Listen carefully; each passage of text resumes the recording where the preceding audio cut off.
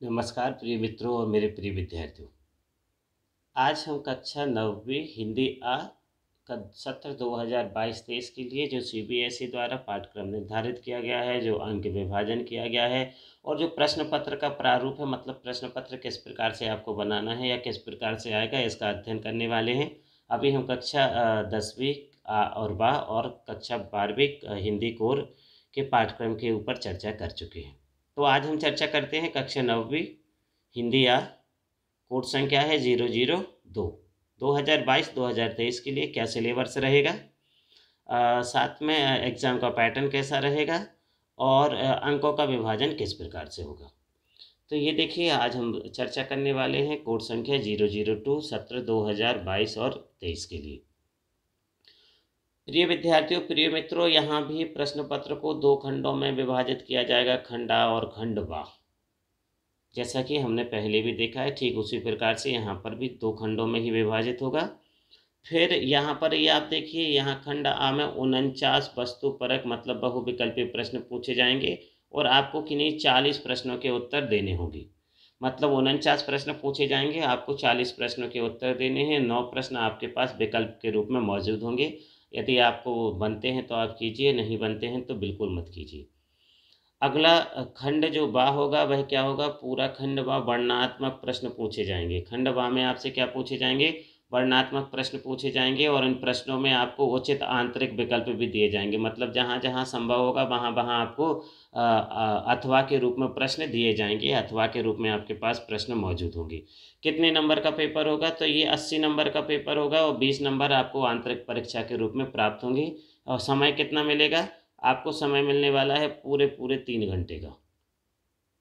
3 घंटे का आपको समय मिलने वाला है। और पेपर कितने नंबर का होने वाला है, तो पेपर होने वाला है आपका पूरे 80 नंबर का। उम्मीद करता हूँ इतना समझ आ गया होगा। चलिए हम आगे देखते हैं कि अब आपको परीक्षा हेतु जो भार विभाजन है वो किस प्रकार से है या किस प्रकार से किया गया है। तो खंड आ में आपसे क्या पूछा जाएगा, खंड आ में आपसे पूरे के पूरे बहुविकल्पीय प्रश्न ही पूछे जाएंगे। मतलब आपसे जितने भी प्रश्न किए जाएंगे वो पूरे के पूरे एमसीक्यू होंगे, मल्टीपल चॉइस वाले क्वेश्चन होंगे। आपके पास बहुविकल्पीय प्रश्न मौजूद रहेंगे। पहला प्रश्न क्या होगा, पहला प्रश्न होगा आपके पास अपठित गद्यांश। इस गद्यांश व काव्यांश पर चिंतन क्षमता और अभिव्यक्ति कौशल पर आधारित आपसे बहुविकल्पीय प्रश्न पूछे जाएंगे। ये 10 नंबर के होंगे। एक अपठित गद्यांश होगा लगभग 250 शब्दों में, जो 5 नंबर का होगा और इसमें कोई विकल्प मौजूद नहीं होगा। मतलब केवल एक ही गद्यांश दिया जाएगा, उसी को आपको करना है। अथवा में आपके पास कोई गद्यांश मौजूद नहीं होगा। फिर एक अपठित काव्यांश होगा जो लगभग 120 शब्दों का होगा। 1 गुणित 5 मतलब एक एक नंबर के 5 प्रश्न पूछे जाएंगे। हाँ, यहाँ विशेष तौर से ध्यान रखिएगा, यहाँ आपको विकल्प मौजूद मिलेगा। मतलब आपके को 2 प्रश्न दिए जाएंगे, एक अथवा में भी दिया जाएगा। आपको उन 2 में से किसी एक के 5 प्रश्नों के उत्तर देने होंगे। अब प्रश्न नंबर 2 क्या होगा, प्रश्न नंबर 2 होगा व्याकरण के लिए निर्धारित विषयों पर विषय वस्तु का बोध, भाषिक बिंदु, संरचना आदि पर बहुविकल्पीय प्रश्न। यहाँ कितने प्रश्न पूछे जाएंगे, 16 नंबर के प्रश्न पूछे जाएंगे। 16 प्रश्न पूछे जाएंगे। आपके पास प्रश्न कितने आएंगे, 20 प्रश्न आपके पास मौजूद रहेंगे। इनमें से आपको केवल 16 प्रश्नों के उत्तर देने होंगे। मतलब प्रत्येक प्रश्न 1 नंबर का होगा। ये भी एमसीक्यू होगा, यानी बहुविकल्पीय होगा। 20 प्रश्न पूछे जाएंगे। मतलब आपके पास यदि 3 टॉपिक हैं या 4 टॉपिक हैं तो सब में आपको एक एक विकल्प मौजूद मिलेगा। चलिए तो हम देखते हैं क्या क्या पूछा जाएगा। व्याकरण में शब्द निर्माण, जिसमें उपसर्ग 2 अंक के, प्रत्यय 2 अंक के और समास 4 अंक के। ये आपसे 3 चीज़ें सबसे पहले पूछी गई, उपसर्ग, प्रत्यय और समास। उपसर्ग, प्रत्यय और समास। 2 नंबर के उपसर्ग हैं, 2 नंबर के प्रत्यय हैं और 4 नंबर का समास है। इस प्रकार से कुल कितने नंबर हो गए, 8 नंबर हो गए।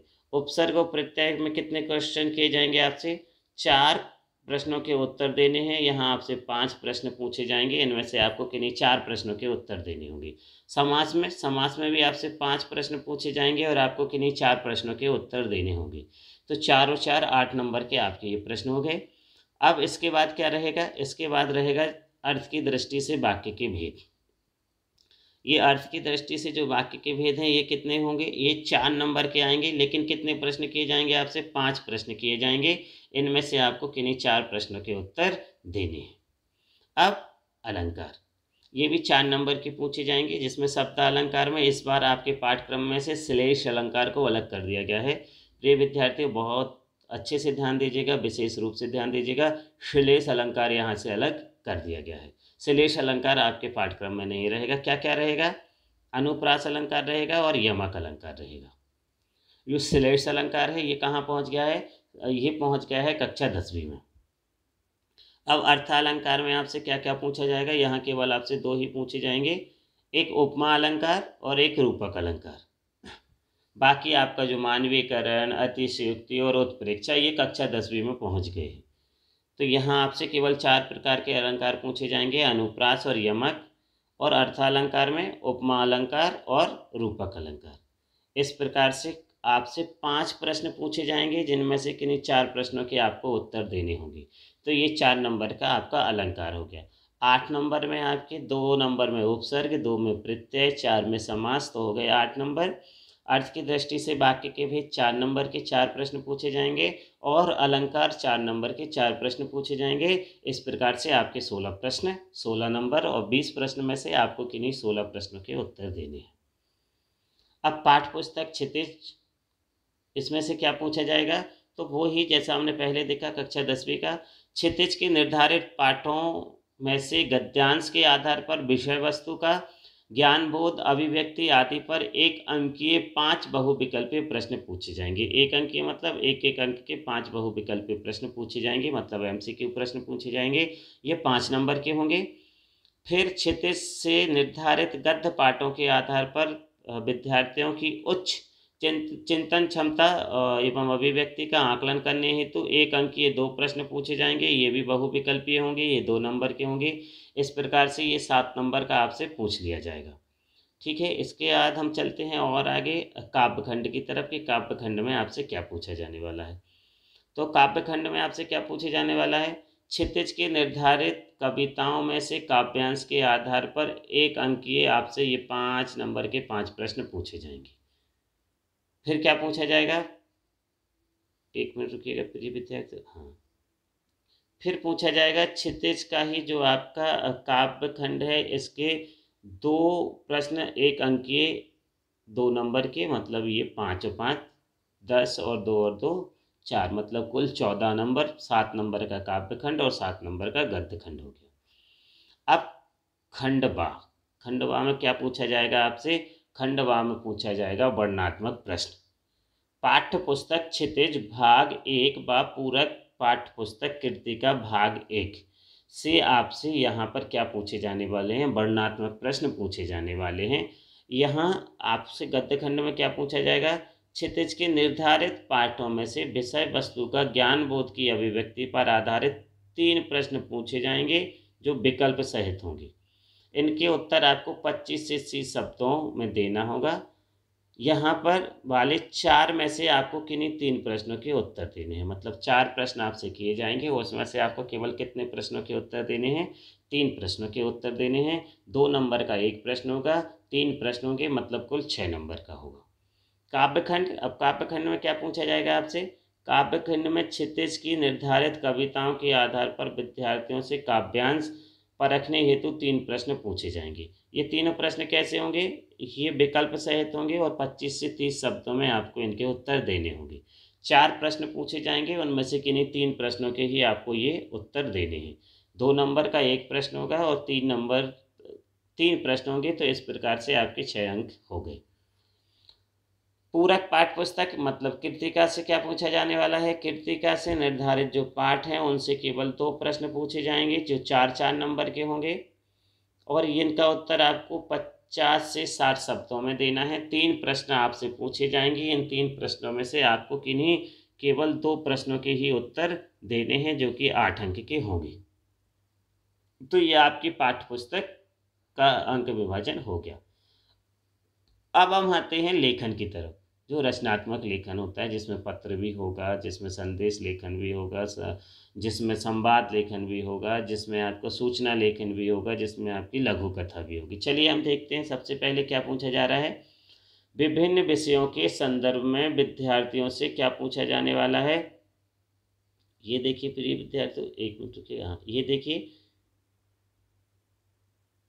विभिन्न विषयों के संदर्भ में विद्यार्थियों के तर्क संगत विचार प्रकट करने की क्षमता को परखने के लिए संकेत बिंदुओं के आधार पर, मतलब यहाँ कुछ संकेत बिंदु दिए रहेंगे आपको, समसामयिक या व्यवहारिक जीवन से जुड़े विषयों में से किन्हीं 3 विषयों पर लगभग 120 शब्दों पर आपको किसी एक विषय में अनुच्छेद लिखना होगा। मतलब 3 विकल्प आपके पास मौजूद होंगे, 3 में से आपको किसी एक विषय पर अनुच्छेद लिखना होगा। कितने नंबर का होगा? ये 6 नंबर का एक प्रश्न होगा। अब अभिव्यक्ति की क्षमता पर केंद्रित औपचारिक अथवा अनौपचारिक विषयों में लगभग 100 शब्दों में किसी एक विषय पर आपको पत्र लिखना होगा। मतलब औपचारिक या अनौपचारिक पत्र, दो में से कोई, आप दोनों आपके पास आएंगे, या हो सकता है कोई एक ही आए, लेकिन अथवा रहेगा, इतना ध्यान रखिएगा। विकल्प आपके पास मौजूद रहेगा। हो सकता है दोनों अनौपचारिक पत्र पूछ लिए जाएं, या दोनों औपचारिक पूछ लिए जाएं, या एक औपचारिक या एक अनौपचारिक पूछ लिए जाए। कितने नंबर का होगा? 5 नंबर का होगा। एक प्रश्न आपको करना होगा, तो ये 5 अंक आपके हो गए।